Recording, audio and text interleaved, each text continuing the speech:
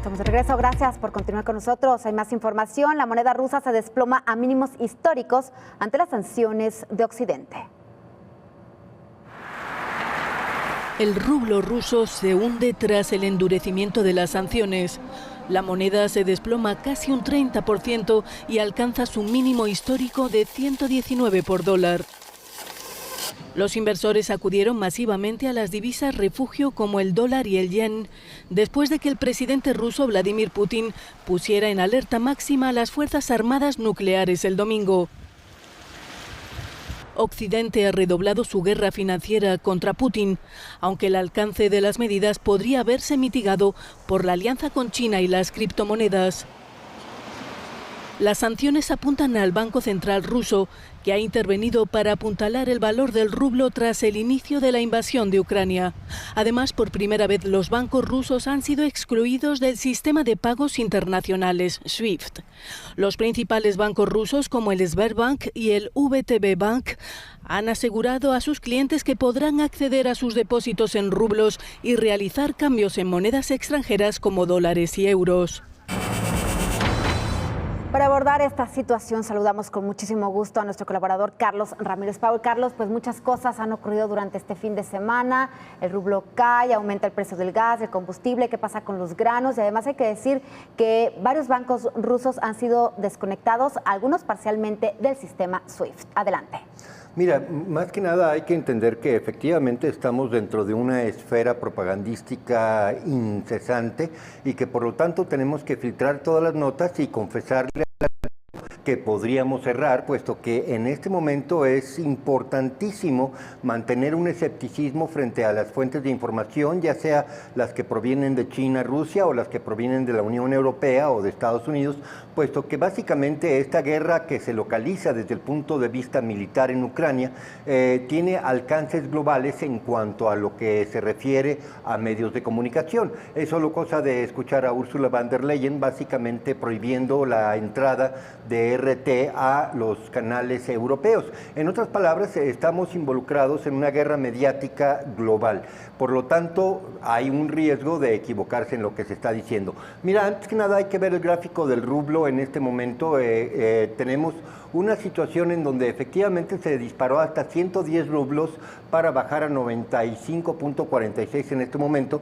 Mira, es una situación crítica para los rusos, pero mira, te puedo referir anecdóticamente que el sábado en la noche se estaba especulando sobre la posibilidad de que el rublo alcanzara 170 al dólar. En otras palabras, una caída del 50%. Y esto se estuvo manejando de una manera fuerte, se empujó en medios de comunicación. Una vez más, puntualizando lo que es básicamente una guerra mediática en contra de Rusia en este momento. Y bueno, sí, efectivamente, tenemos al rublo en 95.46. Sin embargo, es muy posible que en la calle, en Moscú, si alguien quiere comprar rublos, bueno, pues tenga que ofrecer un premio de 110 rublos o 140 rublos por dólar. Es una cuestión de manejo de mercado negro. Bueno, en la siguiente lámina que tenemos el mapa más o menos aproximado de las hostilidades, mira, lo que podemos ver es en la parte este, efectivamente estamos viendo que se está cerrando una pinza sobre lo que fue la línea de contacto entre las repúblicas separatistas de Luhansk al norte y de Donetsk al sur. En otras palabras, parte de la especulación informada que teníamos nosotros en torno al movimiento ruso se está cumpliendo, puesto que lo más granado, la élite de las fuerzas operativas ucranianas se encontraban precisamente en esa línea de contacto. En este momento hay ya un asedio fuerte sobre Mariupol al sur o al sureste y sobre una ciudad que no es tan grande demográficamente, pero que es el centro de operaciones militar de la parte este ucraniana, que es Berchansk, que se encuentra aproximadamente a 40 kilómetros al oeste de Mariupol. Esto cerraría totalmente el acceso al mar de Azov por parte de los ucranianos. Sin embargo, mira, si vemos esta lámina y la comparamos con la que dejamos el día viernes, pues básicamente no ha habido un avance significativo estratégico por parte de las fuerzas rusas. No se ha tomado Kharkov, hay enfrentamientos dentro de la ciudad, no se ha tomado Kiev, ni siquiera se ha rodeado completamente hasta donde tenemos la información. El frente que ha tenido más éxito es precisamente el de Crimea, que efectivamente sí ha avanzado hasta la punta sur del río Dnieper, en donde, aunque no ha tomado la ciudad de Kherson al oeste, ni ha tomado la ciudad de Zaporozhye, sí ha avanzado lo suficiente, sobre todo para lograr un objetivo estratégico que se había señalado en medios militares desde el principio, que es la toma de un puerto naval ucraniano justo en la parte última suroeste del avance de Crimea. Ahí tenemos una ciudad que se llama Onichok, que era la destinataria de una enorme cantidad de recursos norteamericanos y británicos para establecer un puerto naval en donde pudieran atracar los barcos militares ingleses, en general de la OTAN. Entonces hay muy poco movimiento en lo militar desde el punto de vista de avances estratégicos. Sin embargo, es importante dejarlo señalado de que frente a esta situación sí tenemos a partir de este momento una situación mucho más grave en el plano internacional, puesto que Rusia declaró poner en alerta a sus fuerzas nucleares, ya que había una advertencia de Vladimir Putin de que no se debía de generar una plataforma de apoyo militar a Ucrania, y sin embargo Gran Bretaña y Polonia en este momento están activamente promoviendo la entrada a Ucrania de combatientes provenientes precisamente de estos dos países. También Dinamarca está enviando voluntarios a Ucrania. Por lo tanto, se complica mucho la situación política internacional, puesto que básicamente Ucrania en este momento está en una situación en donde podemos ver un video donde Volodymyr Zelensky está firmando oficialmente una petición para ser admitido a la Unión Europea.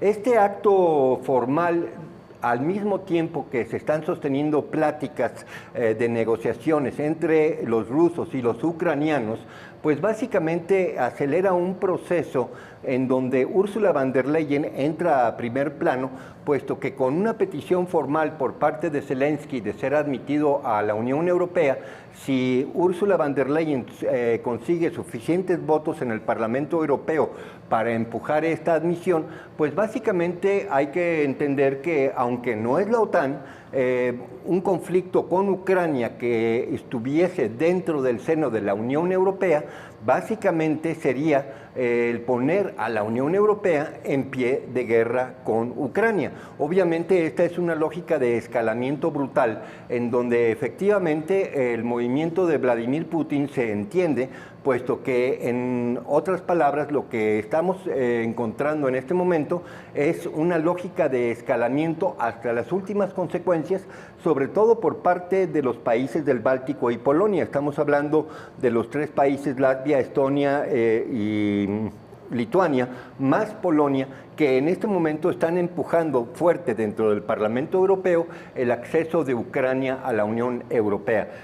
Es una situación muy delicada la que estamos viviendo y estoy seguro que en las próximas 24 horas habrá más noticias. ¿Qué pasa con Suecia y Finlandia? Este fin de semana también veíamos que reiteraban su interés por entrar a la OTAN.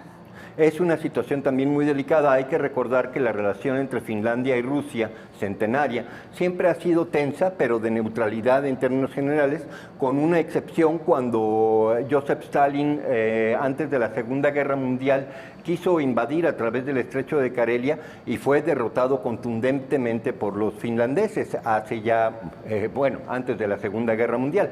Entonces ha habido un pacto de neutralidad entre Finlandia y Rusia. Si la actual actual primer ministro de Finlandia decide solicitar ingreso a la OTAN, pues eso genera una situación de conflicto mayor también para la OTAN frente a Rusia. En otras palabras, estamos viviendo todavía una lógica de escalamiento en donde absolutamente ninguna iniciativa por parte de Estados Unidos, Gran Bretaña o la Unión Europea, mucho menos la OTAN, han querido generar una plataforma de negociación, sino que todavía están apretando tuercas. Carlos, escuchamos también este fin de semana que diversos países, la Unión Europea, le cerraba el espacio aéreo a Rusia. Rusia contestó de la misma manera. Hoy se da a conocer que el Reino Unido también cerraba sus puertos. ¿Qué implica esto? ¿Qué consecuencias tendrá también pues en el ámbito económico que ya nos comentabas? Y lo que abordábamos también el viernes de este bloqueo, de este desconecte de los bancos rusos al sistema SWIFT. Aún no le cierran el gas a Europa, ¿verdad? No, efectivamente, puesto que la Unión Europea y Alemania han sido muy cuidadosos de mantener los canales de pago abiertos, precisamente porque cualquier sanción a Rusia es básicamente darse un tiro en el pie por parte de la Unión Europea. Es muy sencillo. Rusia es un estado autárquico, autosuficiente en comida y energéticos, y es exportador de estos dos productos. Cualquier sanción a Rusia, pues obviamente se convierte en una puñalada trapera propinada por el mismo autor de la sanción. Alemania, sin el energético ruso, básicamente tiene que paralizar su industria en cuestión de una semana. Por lo tanto, dichas sanciones van a ser muy selectivas.